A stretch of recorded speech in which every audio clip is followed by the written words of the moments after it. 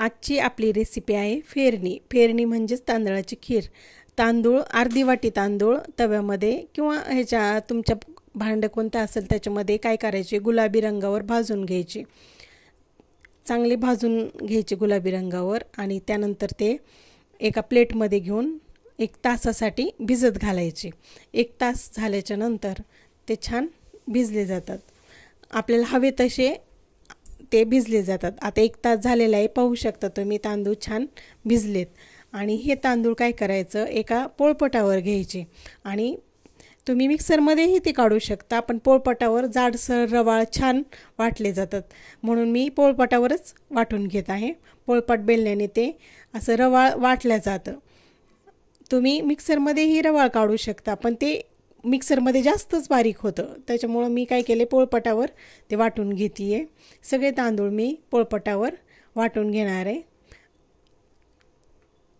सगळे तांदूळ वाटून घेतलेले आहेत मी. आता ते एका ताटामध्ये काढून घेऊ. ह्या ताटामध्ये मी ते काढून घेते आहे आणि ते सगळं पाणीने ते स्वच्छ करून घेते.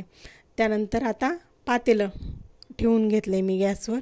त्यामध्ये साजूक तूप घालून घ्यायचं.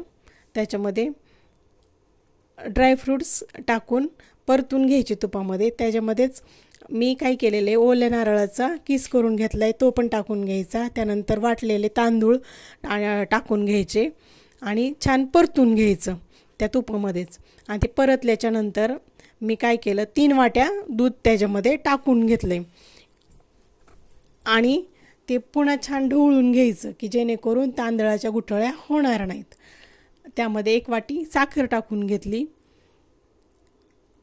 थोडीशी विलायची टाकून घेतली, विलायची पूड, आणि ते छान ढवळत राहायचं की जेणेकरून तांदळाच्या गुठळ्या होणार नाहीत. आणि त्यानंतर ती खीर उतू येते. उतू आल्याच्या नंतर समजायचं आपली फेरणी तयार. आता ही काय करते मी, एका बाउलमध्ये काढून घेते. फेरणी तयार झालेली आहे. ही फेरणी इतकी छान लागते, तुम्ही पण एकदा करून पहा. आणि व्हिडिओ आवडला असला तर आपल्या चॅनलला लाईक, शेअर आणि सबस्क्राईब करायला विसरू नका. Thanks for watching. बाय.